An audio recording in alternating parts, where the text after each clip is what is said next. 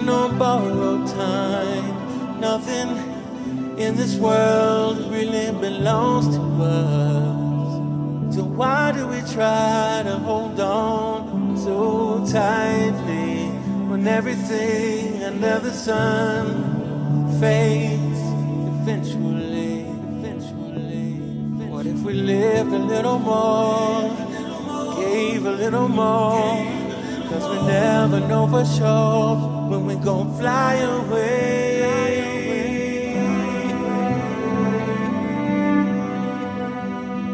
When we gon' fly away home.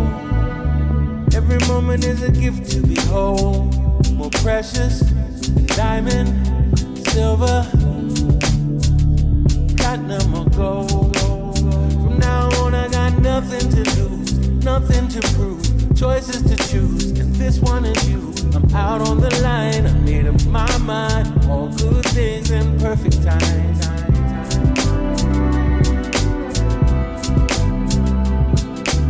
All good things in perfect time. I am willing,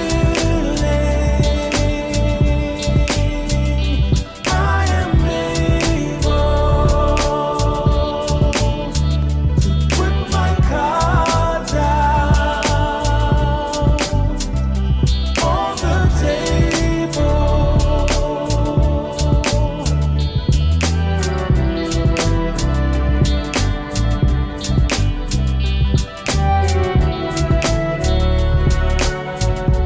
Lost so much, but I never lost my faith in you. Been broken, torn apart, down and out, alone, all kinds of blue. Dusted up, back on my feet again, back in the race again.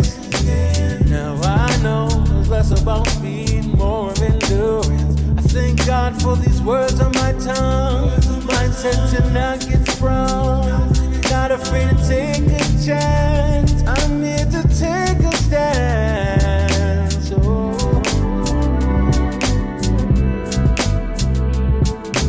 now I'm here to take a stand. I am willing,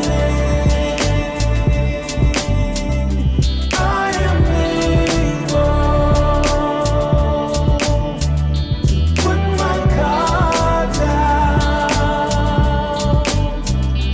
on the table. I am willing, I am able to put my cards out on the table. Every moment is a gift to behold.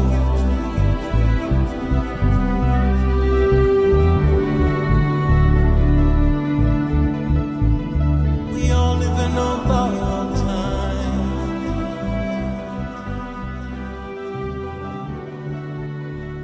Greetings, blessings, and salutations. We are back and black. This is Ross Mikey C Radio, and we are back with another session of What You Say with Jewel K and Dr. Ross Mikey C. Jewel K, how we doing today? I'm doing very well. How are you, Mikey C? Well, you know, I'm too blessed to be stressed, my sister. Too blessed to be stressed. So we aired our first podcast recently. It went really well. We got some positive feedback from friends of ours, so we're just gonna keep it going. We're gonna keep the vibe going. Let's do this thing.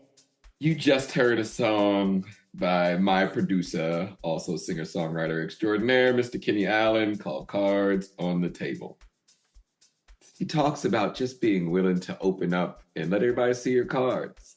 And being this is the part 2 of our conversation about relationships. I felt that was poignant because showing your cards is a way of communicating, you know?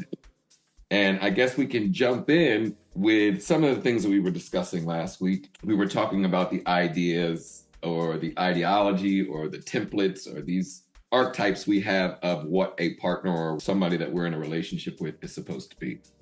So, and there was this question that we had asked in part 1 of our discussion about what is a regular relationship. So I figured we could start there, Jewel K. How do you define what is a regular relationship? Well, I do believe that it evolves because I think at every juncture of our lives, there's like when you're a kid, what you think a relationship is. I remember when I was a kid, like listening to The Quiet Storm. It's like I was like 5 years old, listening to The Quiet Storm. Like every black kid man.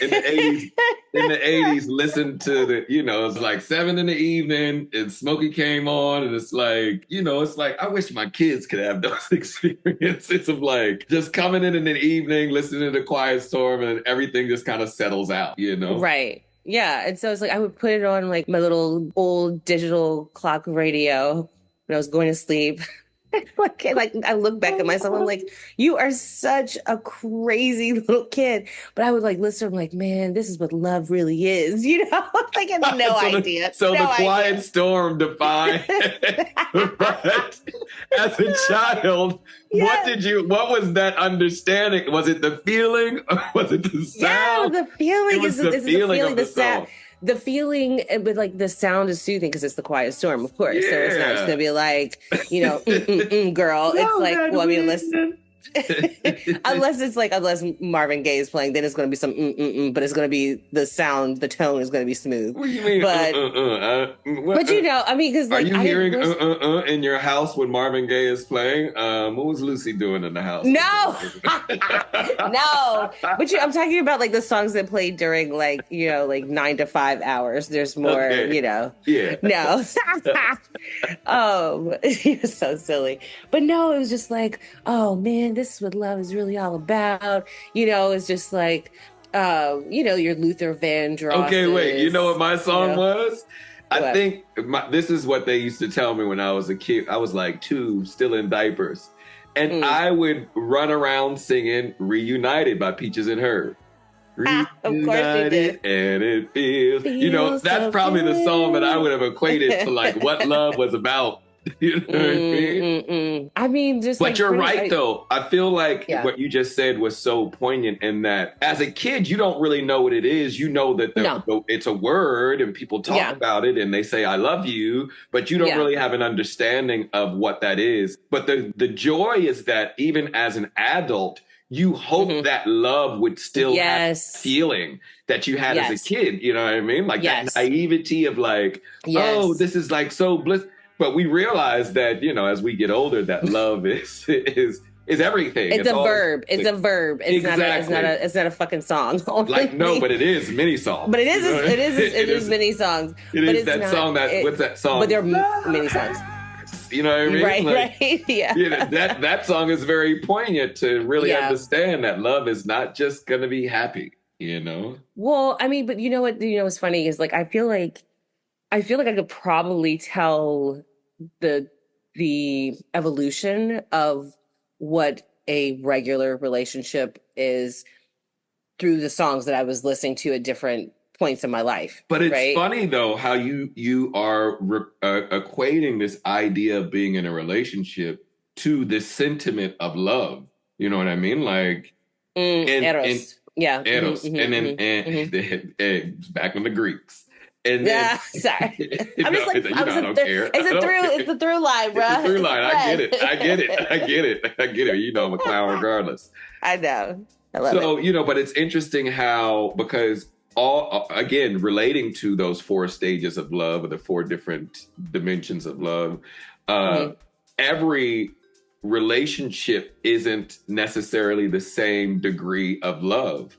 But in thinking about your childhood, you don't draw those differentiations. For sure. Because you don't know yet. Exactly. You don't know that there's a differentiation. I remember when I was in middle school, I was in gifted classes and stuff, and they had this thing in Atlanta where you could also go to Saturday School for Scholars and Leaders at Georgia State.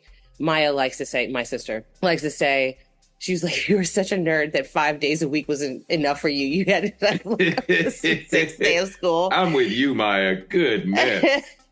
But it was different anyway. But the point of it all was like, this was like when they were talking about like, don't ask, don't tell regarding gays in the military. Yeah. And so I had This like is the 90s. yeah. And so the early 90s in my time management class, because you could pick different classes. So one of the ones I picked was like this time management. We didn't discuss any of that shit because we just got into real life, because you're talking about like all these kids who are like hyper aware of like all kinds of aspects of life. Anyway, and so I got into this debate with this kid in class, and he was just like, talking about, gay people. And at that point, I didn't think I knew anyone who was gay, but it didn't matter, because I'm just like, love is love. And why does this matter? And, blah, blah, blah. And so when my mom picked me up and I was like on 10, and I was like, Mom, can you believe this kid? Da, da, da, da, blah, blah, blah. And then that's when she shared with me that my Tio Ricky and Tio Alfredo are gay. My godfathers, two of my godfathers, and who I've known my whole life. I mean, they like babysat me, like, I've known them forever. And I thought that they were best friends. And I was like, but I when I was a little kid, I was just like, I want to be like my Tio Ricky and Alfredo, and live with my best friend, because it's like, it was like Christmas and not just Christmas, but every time like we went over there, it's like, that's also where I fell in love with cinema, because I was the only kid around at that time. And so I would like go into their movie room and I just like pick a VHS, also aging ourselves, and like just pop a movie in, and like, and they were, I mean, I talk about VHS for those that don't know, or was those big kind of cassette things that play tapes that played movies. You had to play them on a VCR. The VHS tape was played on the VCR. And so I'm like 5, 6, like just finding myself a movie to watch, and it would be in different languages because between the two of them, they spoke 17 languages. And so, anyway, so I was just like, oh, I want to be like them, when I grow up, because I still don't understand all the aspects of, or the differentiations between different types of love. Yeah. But anyway, but I was right though, is like, they loved each other, you know? It was an authenticity that you felt that didn't need any sort of extra refining or defining, No, like, and it's like, did I pay attention to the fact that there was only one actual bedroom in the house? No, because I'm a kid. You're a child. What I mean? You're not, and again, we could go down this rabbit hole, but what's interesting about what you're saying in relationship to my own upbringing is I too had a gay uncle. You know what I mean? Mm-hmm. Like, and that's where I think that's where my love for music and, just my openness to just being social came from him, as well as my aunt. But, I'm the baby of 5, the illegitimate kid who came out of wedlock. So my aunt and my uncle were there a lot in the formidable years of my life, like 1 to 5. Mm-hmm. And the stories that I remember are my aunt and my uncle, like, just dragging me through the city of DC, like, just hanging out. And so my uncle was the known gay uncle, but I didn't really know what that meant as a kid. He was just my uncle. He was probably the most fun person I knew as a kid. Right. It wasn't until I got older to where I understood what that meant in terms of his sexual preference. But, there was a men's ritual retreat that I was a part of in Seattle over the summer. And it were a lot of F.I.V.E practitioners and some high priests and healers, spiritual healers that were there discussing spirituality and then also sexuality. And one particular person that was there was bi, and all the other men there were identified as straight. So naturally, the guy asked, within this particular way of life in F.I.V.E, I've heard different stories about sexuality within the particular religion, or the spirituality. And when you break down the Orishas, they all have male and female characteristics. So that's neither here nor there.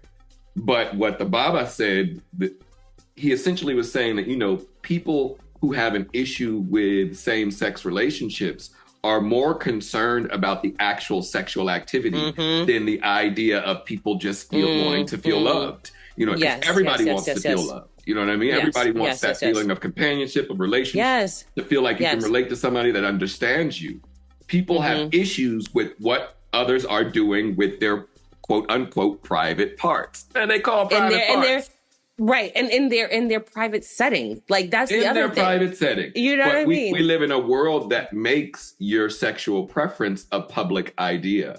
You know what I mean? It makes sex is what sells in popular culture. So, you know, I've said before, people don't care you fucking as long as you fucking. You know what I mean? Like, so, but at the end of the day, you know, we're taught to understand that the things that allow us to procreate, these sexual parts, are known as private parts. Even though we're all born into the world butt ass naked, and we all born with our private parts exposed, right? We grow in a society that teaches us to cover these particular things that are done in private, that we utilize in private settings, like using the bathroom or relating to somebody that we want to be intimate with. But I also think that stems from a place of like somebody else being weird. You know what I mean? It's just like, yes, it's like, it's not weird. Like to somebody only weird makes it weird. Okay, you know what I mean? Like, okay, yeah. Now we're touching on something that is often profound and brushed under the rug. Like within the context of most indigenous cultures and traditions,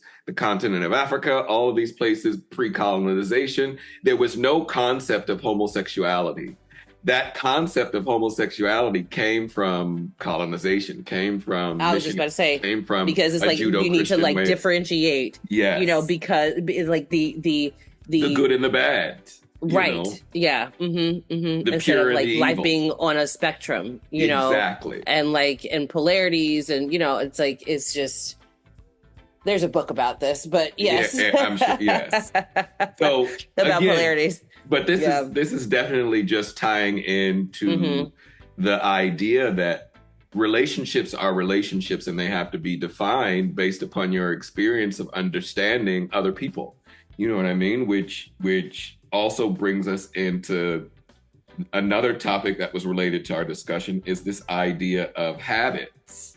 You know, and the habits that we have, like we are, as you have said, we are habitually ourselves. You know what I mean? And then like how communicating what we need in order to feel love includes creating new habits. You know what I mean? Absolutely. Like, and absolutely. That is again related to relationships, and this idea, in order to really understand how to relate to somebody, there is a give and take. You know what I mean? Like you're gonna have to kind of like, okay, put your opinion to the side for a second and really listen with your heart as opposed to your head. You know what I mean? Yes.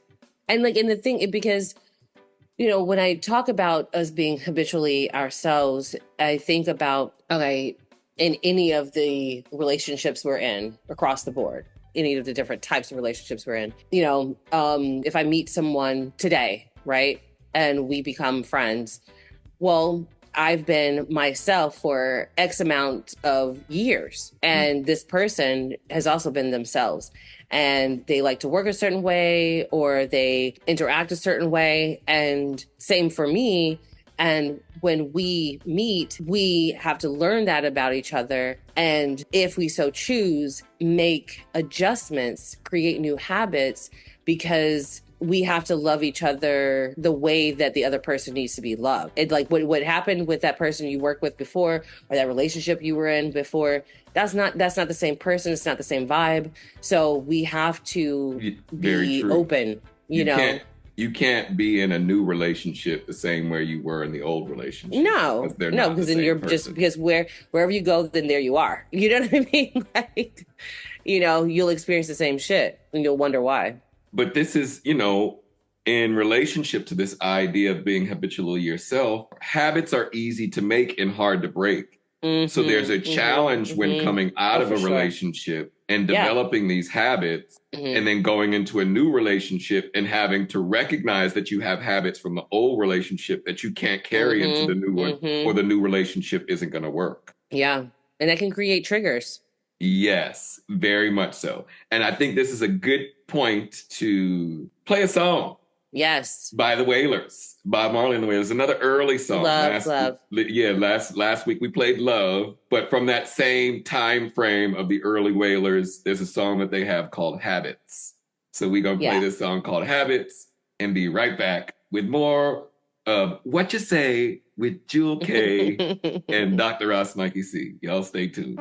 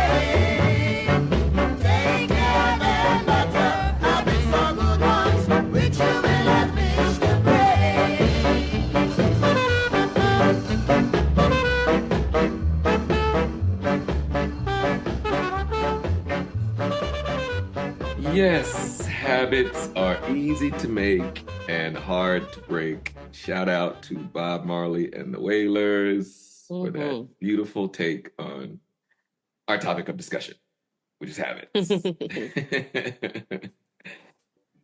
Yeah, this is it's a really, really interesting thing, the idea about what we were just talking about, how your habits shift into a new relationship, and then how some of those new habits that you have to develop can bring about triggers from the old relationship. Oh, triggers.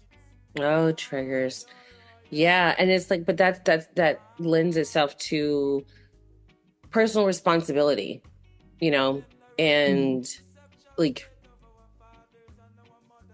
instead of assuming that someone is supposed to know how you need to be loved, they're supposed to know how you communicate, what you mean and don't mean, or how you mean it or don't mean it.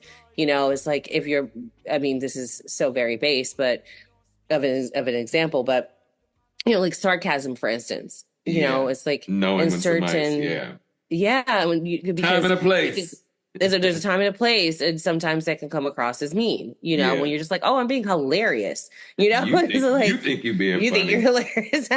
You know what, when you kept saying when somebody is supposed to know, it reminded me of that episode of The Simpsons where somebody said to Lisa, it sounds like somebody's got the case of the spostas. Oh, yeah.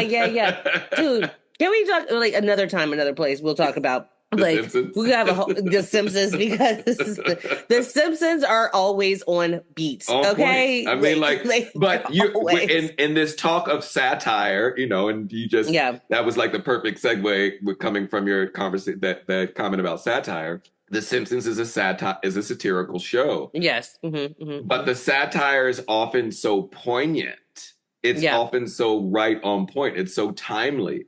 You know what I mean? And it's almost prophetic. Or even sometimes ahead of it. I was going to say it's ahead of its time. Yeah. I mean, they've always said throughout history that comedians have had their finger on the pulse. Comedians have their finger on what's actually happening in the world and can deliver it in a way that's either satirical or get us to laugh at it or to be very poignant in a way so that we can think deeply. Yeah. But yes, the Simpsons. I want to circle back to like to go through the evolution of like regular relationships, in quotes regular relationships, and get back to what you were talking about your upbringing and your family, because I feel like there's a lot of similarities or kind of similarities between ours and like the family you choose, right? Yes. So like what is a regular family, because that falls under relationships, right? And so it's like, okay, so I grew up in a single parent household. So did I. I've got like a shit ton of godparents, you know, and which I love. I mean, like that absolutely. I'm so beyond happy as an adult that was my family. When I was younger, I wish that I had a big family, like all of these other people I was around, because they had blood uncles and aunts and, you know, and cousins and all this other stuff. That can be overrated. I mean, but that's how I feel now, yeah, you know. I know. I know that now, and I've known it for years. You know, I've had so much gratitude, like for many, many years. But when I was a kid, you know, being a person of mixed heritage and not having my biological father as which we'll get into another time, but like not having him as a part of my life, I didn't feel a loss, but kids around me use that as to make you feel like that was a loss. Yes. Right. Because, you know, but again, so what we're talking about is an ideal. We're talking about this sense of normalcy based upon the values of our society. Us growing up in a Puritan Christian nation and God we trust in the United States, then it's going to have those particular, you know, mother, father, children, sort of parental and familial values. So any kid who grows up, even though the majority of people in this country don't grow up with that, you know, traditional sort of idea as a family, any kid who doesn't, oftentimes, especially when we were growing up, was ostracized.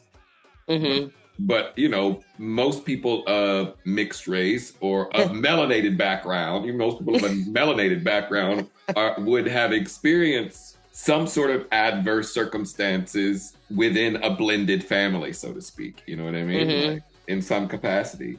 So what we're talking about, this sense of regular or normalcy, is based upon somebody's the cultural contextual specificity.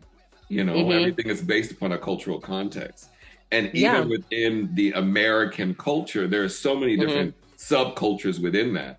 You know, like you have a rural American, you have urban American, suburban American, like all of these different types of subcultural categories are going to influence somebody's understanding of a regular relationship or a normal family. And I have to tell you that, like, I'm so jazzed that I was brought up, and I didn't know that it was different because it was just life, right? I'm so jazzed that I was raised that way. You know, it's like my mom made a family for us. Yeah. You know, she chose our family, and it was like these incredibly and so I'm a kid, you know, and so when I would like walk in and out of like the movie room, which was right off the living room, I would listen to your tio's house. Yeah, my tio's house. Okay. Yeah. And I also grew up Buddhist, you know, so it's like just being around people, different ethnicities, different cultures. Yeah, I know. Growing up in a Judeo-Christian world in the South as a Buddhist like that, you know what I mean? And mixed, dude. Like, and see, this is the reason why our next topic of discussion, identity, is so important. Yeah. We'll get on that topic a little bit later. We'll get on that later. Yeah. But I'm talking about, so we'll just talk about relationships right now. But so but yes, it's definitely teeing up for like the next one.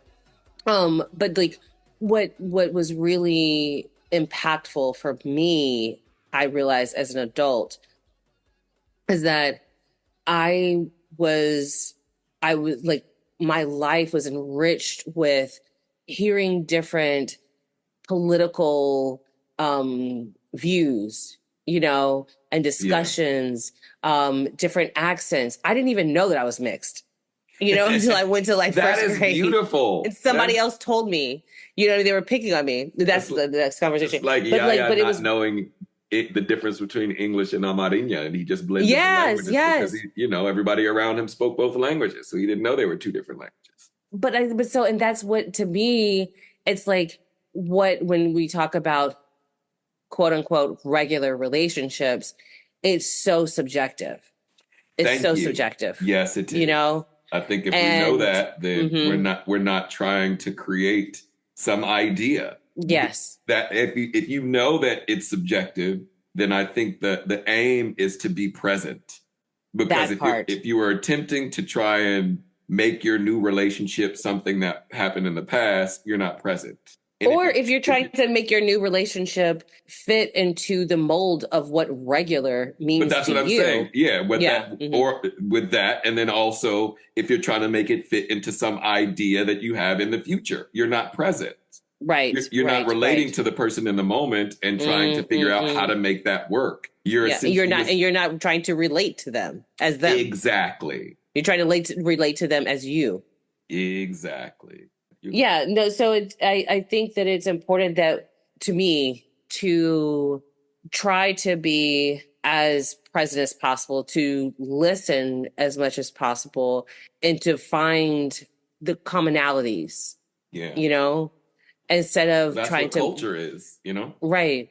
And because what's a hard line for me is that I don't try to, or at least it's not a conscious decision, to try to get someone to acquiesce to the way that I think. And sometimes that means that, okay, we don't mesh, but because I'd rather just someone be who they are. And then you'll find someone to work with, to be in a relationship with, to be friends with, who has your same viewpoints or your same ideologies, and that'll work for you. But I don't ever go into a situation thinking that someone's going to be someone different from who they are. There's a hope, that we can figure something out if there's like a vast difference, but I'm not in that mindset anymore. I'm like, nah, like, okay, we're good. It's like, because it's not my job to change someone, somebody should be fully baked, before I'm not into building a partner, building a friend, building, but you are into building a relationship. Yes, absolutely. And I get what you're saying. You're not trying to build the person up, but within the context of you relating, you will be building something together. And in essence, you attempting to build this thing together could build them up in a way. But their change is because they see the benefit of change, not because they're changing for you.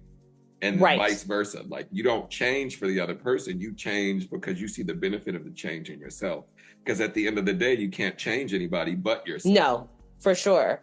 And I think that there's a part of that too, that growth, that change is vulnerability. Yes. And so it kind of, to piggyback on what we were speaking about in the last episode, honesty, right? And like, in honesty, I believe there's vulnerability. And I believe vulnerability is really important because it offers up a safe space for someone to be even more of themselves than they might not have necessarily been before, and it's just like, okay, well, I will share this thing that is like, I'm being vulnerable. I'm sharing with you something that's difficult or is moving to me or touching or sad. And like, I'm offering up like a piece of myself to you. I'm being bare bones.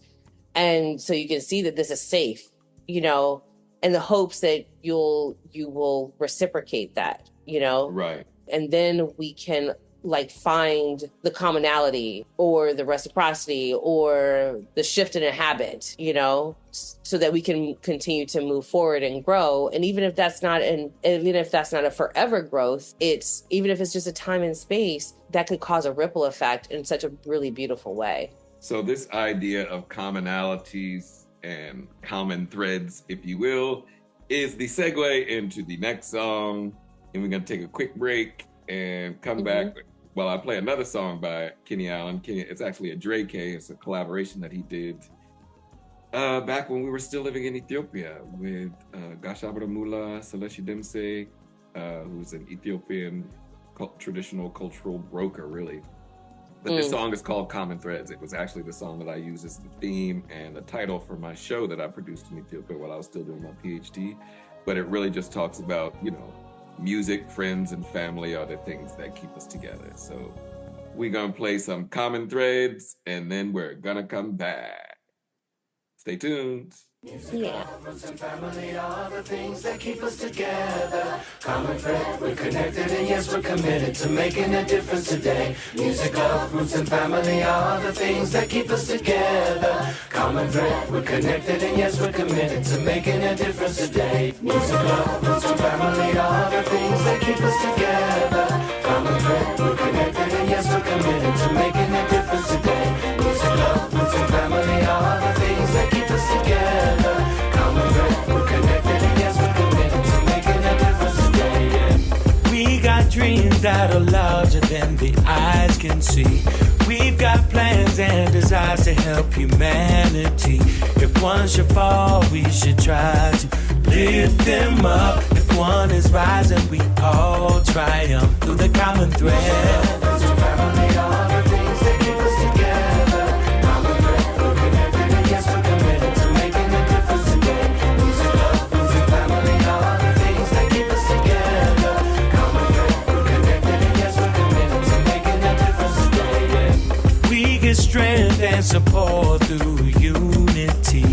We've got ways and the means to build communities. If one should fall, we should try to lift them up. If one is rising, we all triumph through the common thread. So family are the things that keep us together. Common thread, we're connected, and yes, we're committed to making a difference today. Music, love, roots, and family are the things that keep us together.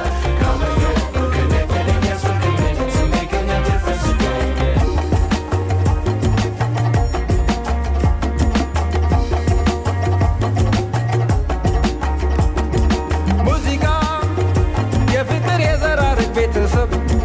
ያስተሳስራል የሰው ልጅ ባንድ ልብ በአንድ ዓላማ በአንድ ተገናኝተን ህልማችንን ተስፋ እናደርጋለን እንደ መርፌና ክር በአንድ ተገናኝተን እጅ ላይ ተያይዘን ለውጥ እናመጣለን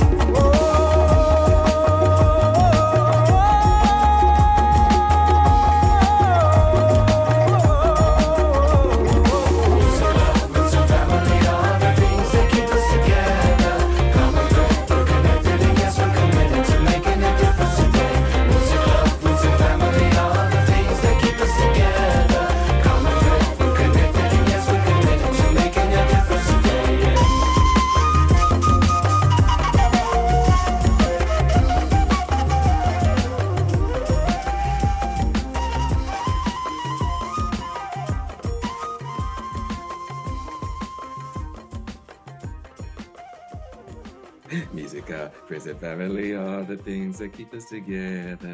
Common threads, we're connected, and yes, we're committed to making a difference today. Yes, I love that song. Shout out to my producer, Kenny Allen, another great songwriter. Dre K, that amazing Common Threads project, and Seleshi Demse, Gashabala Mula. Oh, Ethiopia, Nefkotashin, I miss Ethiopia so bad. So we're back, and we're talking about relationships and habits and maintaining these relationships. I think we want to talk a little bit about what it takes to have that longevity within a relationship. Yeah. The maintenance, the work that it takes to maintain a relationship. You got to put in work because people change. That's why communication is that's why communication is so important, to recognize that when you're in a relationship that you will grow independently as well as collectively, and allowing the other person to grow for themselves and then also within the relationship is a refined skill and a practice. I wanted to find out because you all have been together for what, like, Wow, turning the lens on me. yes. Well, of the two of us, Right. Of the one of us is currently married and has currently been married for for a minute. Like, yeah, I mean, like 18 15, years. 18 years. Wow. Yeah. Wow. I have a 17-year-old who's gonna turn 18 in April. So yeah, at least 18 years. Can you tell them to stop? Can you tell them to like Can I just tell them just to put a stop pause? getting older? Stop growing up. Yes. I Like mean, just like pause. time is all relative, so they're only getting older in this lifetime. You know what I mean? Yes. Like their growth spiritually is still, questionable. But what yeah, was the so question? like Go ahead. so the question is longevity in love and how have you all maintained, and there's also a part of there's an assumption in this, is that like in my question, and you can tell me if it's erroneous or not, but like sometimes you love the person but you don't like them very much, and so it's just like, so it's like I pick up little nuggets along the way, it's like my own version of like an adult quiet storm, it's just yeah. what was that movie, the movie with Neil Long and Lorenz Tate, Love Jones. the Love Jones, yeah. Love Jones. When the Isaiah Washington character was saying, everyone's talking about this, paraphrasing, but he's just like, everyone's talking about being in love, being in love. He's just like, y'all motherfuckers tell me how you stay in love, right? So that's the summation of my question. Okay. You know what I mean? I get it. So, well, Jewel, you knew me before I even had the idea of getting married. I never thought I would be married, honestly. I didn't really, because of how I was raised, I didn't really grow up with the institution of marriage. It's so funny that you say that, because I always thought you were going to get married. I always thought that you, because you're a lover. Yes, but you're not a lover. Person.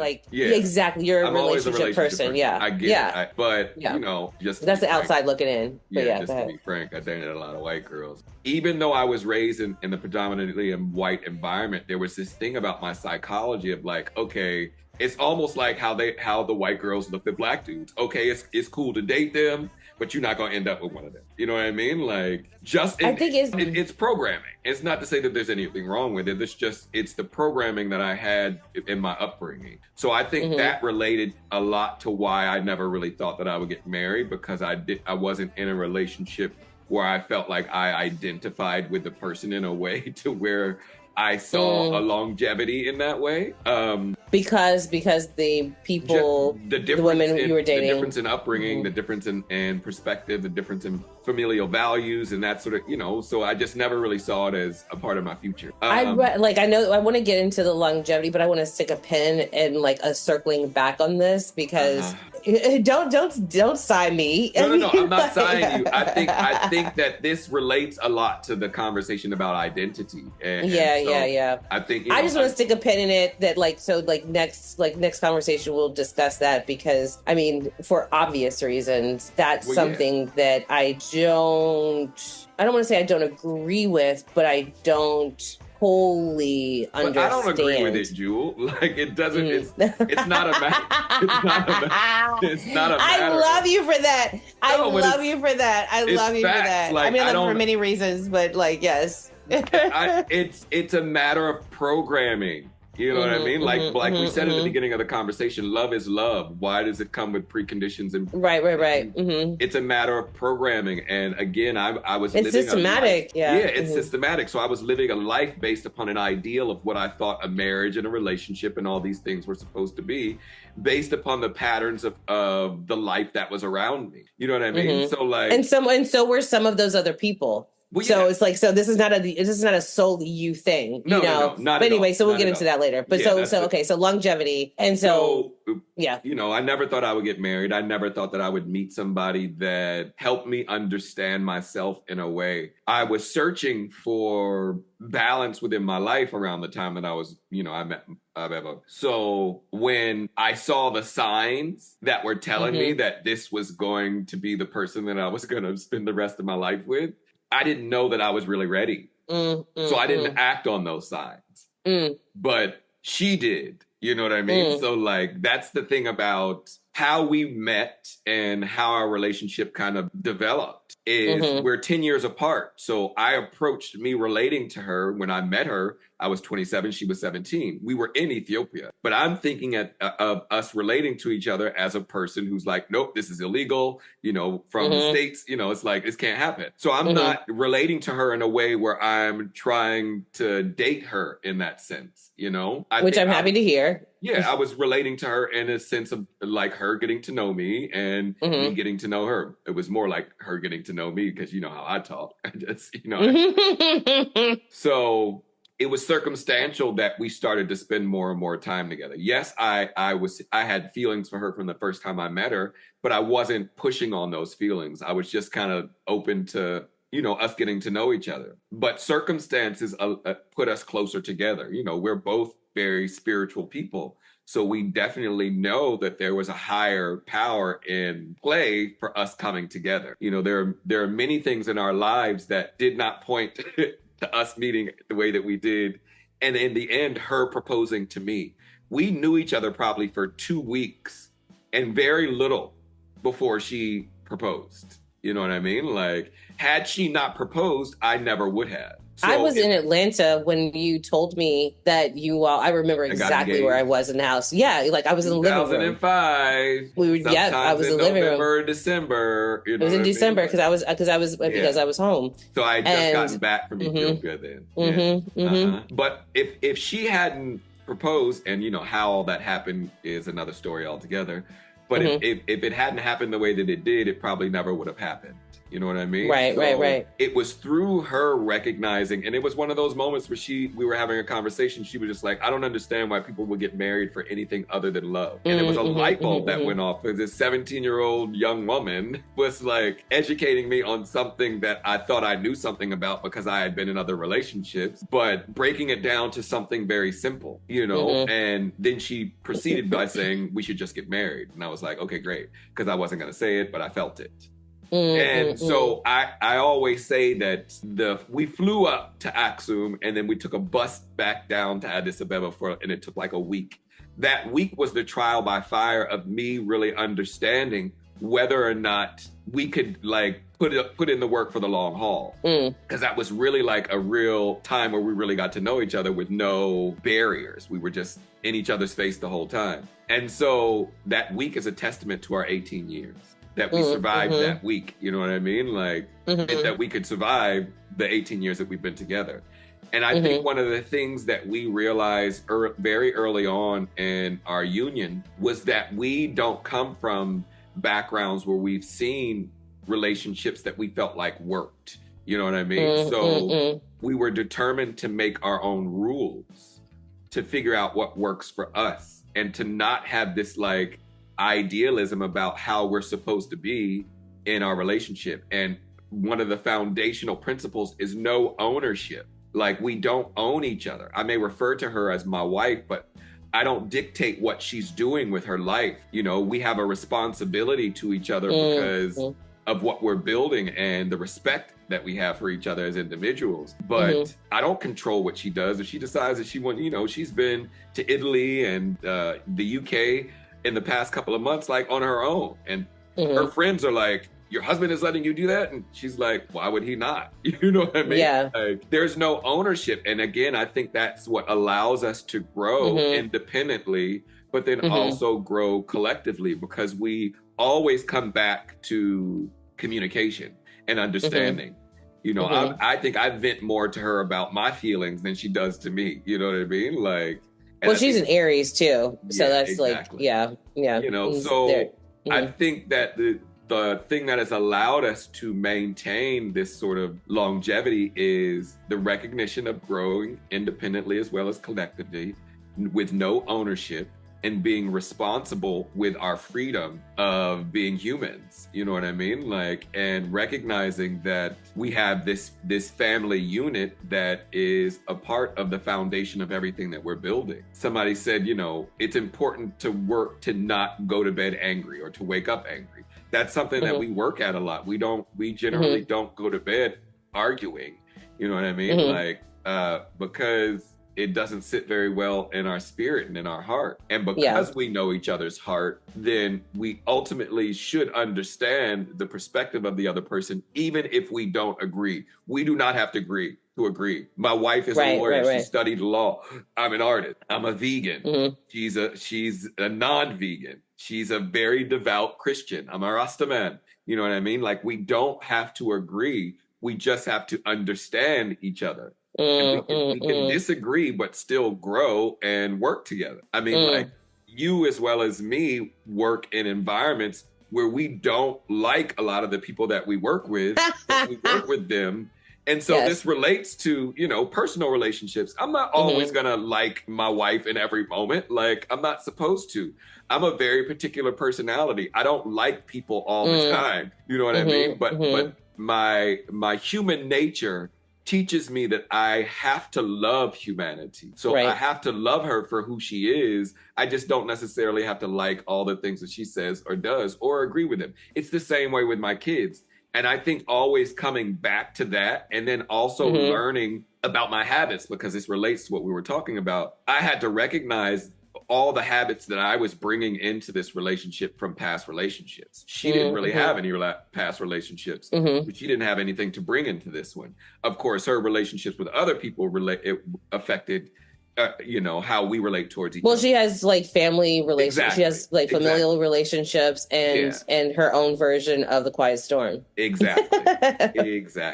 So with that understanding of being able to recognize, almost having those out-of-body experiences, being able to recognize where you're trying to subjugate the person that you're with to be some sort of idea of a partner that you thought you were supposed to have. Once you can let go of all of that and just allow the person to be who they are, life is a lot easier. You know what I mean? Like, it's not always going to be joyful, but the reality is that there's always going to be growth. And that growth oftentimes will come from times of discomfort. I feel like we grow the most when we're faced with an adverse situation. When we're comfortable, it's hard to kind of see the growth, you know? Yeah. So the longevity, the 18 years has been about all the things that we've been discussing about relationships, just communication and no ownership and responsibility with the freedom. There's a power in a relationship. There's a power in a union. There's a freedom. There should be a freedom. You know, I don't understand the concept of people getting married and the whole ball and chain. And it's funny, me and Amanda were hanging out when we went to go see the Marley show. She was like, yeah, you know, how these people say they hanging out with their old lady. She was like, you can call me your old lady. I said it once. And she was like, nah, that doesn't work. Nah, it doesn't work. It doesn't work. I mean, like, but I think that it kind of goes to like, what is someone's comfort zone or what makes someone happy, right? Because I'm in agreement with you that ownership and subjugating someone or something, trying to like own me or subjugate me like to me to something is like, that's a non-starter, you know. But I do know people who find happiness in what can be referred to as codependent relationships. Yes. And that's not something that works for me, but that's something that works for other people. Exactly. Yeah, you know, right? And so I'm just like, to each their own, right? For me, I work to have an interdependent relationship, right? Because I work to make sure that like my partner knows that they are needed, that he's needed, you know? And so that's like, that's the hilarity of my current relationship is like, that's what we work the most on is like, you know, is like making sure that like the other person knows that they're needed, you know? And like, okay, I can do XYZ by myself, or he can do XYZ by himself. But the point, not the point, but one of the major points of being in a relationship is leaning on the other person and like allowing the other person to have your back and to take care of you, to look out for you, you know? Yeah. And so it's not a point of contention, you know, it's just like, it's a thing that like we discuss every so often, because it's like that, like I said to him not too long ago, I was just like, that's why I'm here. You know what I mean? And but he does it to me. He's like, you know, like, he's like, I'm here, you know? Yeah, I have to remind of it, but I'm here. Like, right, and we're on the same team. Yeah, Like, and it's like it's not even that we're fighting. It's not even like there's like we don't we have had disagreements, but we don't fight, right. And which I love, because that's the other thing. I was like, I'm not going to marry someone until I know how we disagree with each other. Like, is that really important? Like, are you going to be mean? See, I'm not going to deal with that shit. I didn't have none of that. Like, again, 2 weeks. Yeah. Like, trial by fire. You diving into the deep end of the pool. Either you in it or you aren't. But this is, I think because of my recognition of knowing that a relationship takes work, it's always a matter of how much work you're willing to do to make it work. You know what I mean? Like, because relationships aren't 50-50. Even that notion of the 80-20, like when you try to go in with this idea of like, oh, well, she needs to treat me equally and it's like you shooting yourself in the foot because you're not relating to the person the way that they are. You're trying to make them who it is that you want them to be, Right. No, for sure. And I also think that like when you're talking about loving someone or interacting with someone that you don't necessarily care for or trying to, figure some shit out. One of the things that I do, even in business, is if someone's being adversarial, because we need each other. All factions of a production, for instance, every faction is needed in order to pull the thing off. What I do if someone, any portion of this is like, it's not being a vibe, I find what I love about them, because I can't be fake about it. And I focus on that. And then, so I find the truth, I find the love, because love is the truth, so I find the truth and have us partner in that way, and hopefully we'll get on the same page eventually, like wholly the same page, but at least in a moment or in a few moments, we can figure this thing out, because shit needs to be smooth, and give it the time that it needs. Right. It isn't even about acquiescing. It's about like just figuring it out, because I think sometimes people feel like, well, there's this thing that Deepak Chopra, I believe it was either Deepak Chopra or Dr. Wayne Dyer said, do you want to be right or do you want to be happy? Because the spirit wants to be happy. The ego needs to be right. Exactly. And I think as far like we as fire signs, like it's hard. Like it's hard sometimes as fire signs. I am not trying to be right. I'm not trying to be. You're right. I'm not trying to be right. Well, I wanna play a song dedicated to my wife, Yene Ababina. Yeah, it's a song that I wrote. Salute to her. Salute to the Empress, to the one and only. Yes. That's what the song is about. She's my number one. And then when we come back, Jewel, I think we need to, wrap it up. Wrap the thing up, yeah. Of course, there's always so much more that we could talk about, but that's why we have more shows. Yes. That's why we keep the people wanting more. So we're going to roll into Yene Ababina by yours truly, Dr. Ross Mikey C, from the album Ras Soul, released back in 2018. Check it out. Let's go.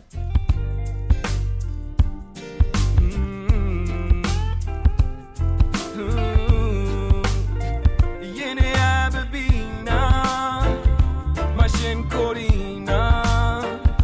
You are my flower, Nakashinyal.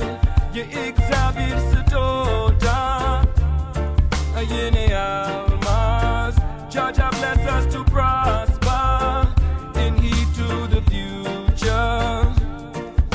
Africa, we need to stay. A word is shallow every day.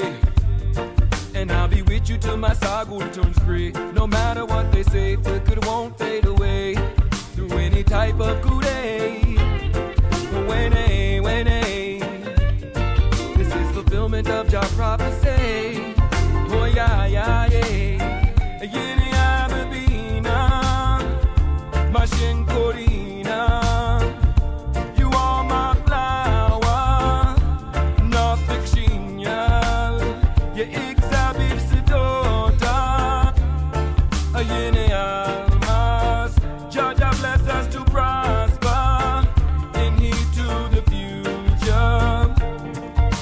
Sakish for me in him, and Watcha, I may help me see the lineage of our family.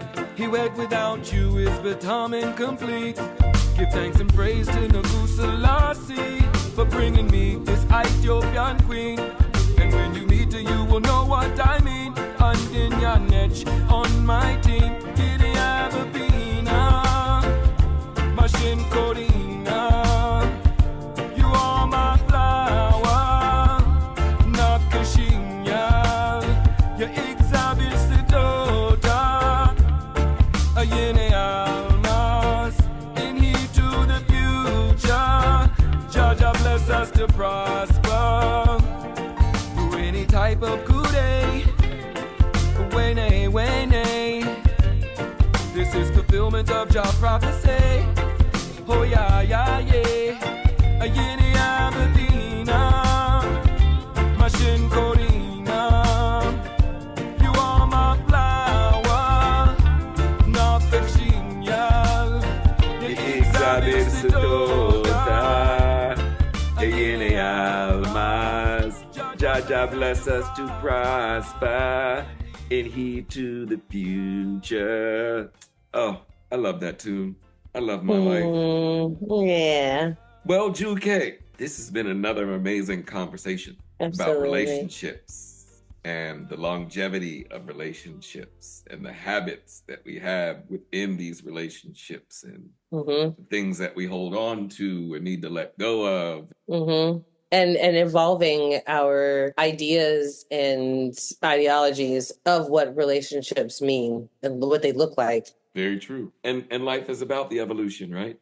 You know? Absolutely. As I said in the song Gift of Life, we can't have a revolution if evolution's not a part.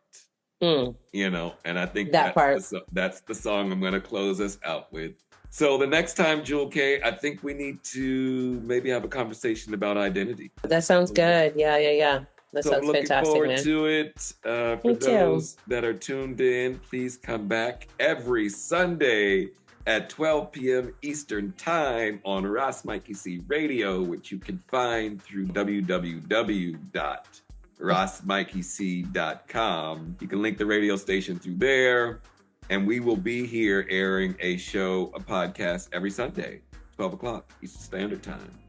So I hope you all... 9 a.m. Pacific Standard Time 9 for the people on the west side. On the west side. I'm in the middle of America, but still on the East Coast time. But yeah, Jewel K is out there in La La Land. Yes. I love it, man. Yeah, Thank you so much. Yes. Always love chatting with you. Another great edition of What You Say with Jewel K and Dr. Ras Mikey. I love that you laugh every time I say that. Until the next time, love you, sis. Love you too, pal. I'll talk to you later. Peace. Bye.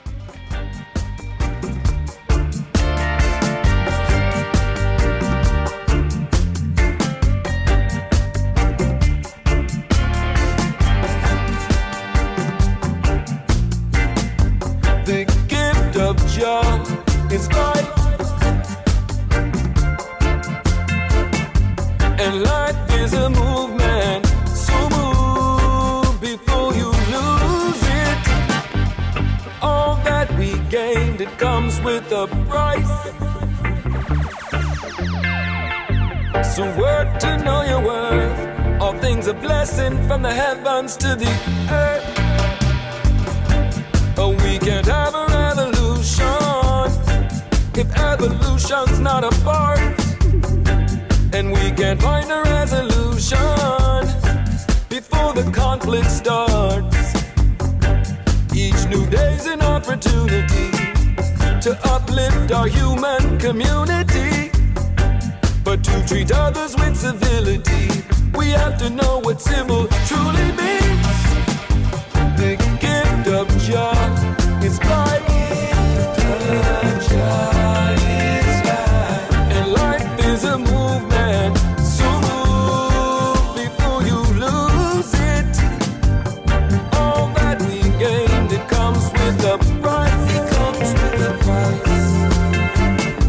So work to know your worth. All things a blessing from the heavens to the earth. There's no power in deception. born free. You show your fears through oppression, just who you supposed to be. We're digressing from our purpose to exist. Value possessions over people, taught to believe the body's evil. And mind control, many think it's a myth. We got to live in love and know with choice can come a consequence. The gift of joy is life. And life is a movement, so move before you lose it. All shall reveal under your light. To find you have to search. You know you're blessed with a gift since birth. The gift of joy is life. And life is a movement, so move before you lose it. All that we gained, it comes with a price. It comes with a price. So work to know your worth. All things are blessings from the heavens to the earth. Yes, Ja people, today is a gift. That's why it's called the present. We gotta live in love and gratitude always. Give thanks itinerantly. Selassie I God.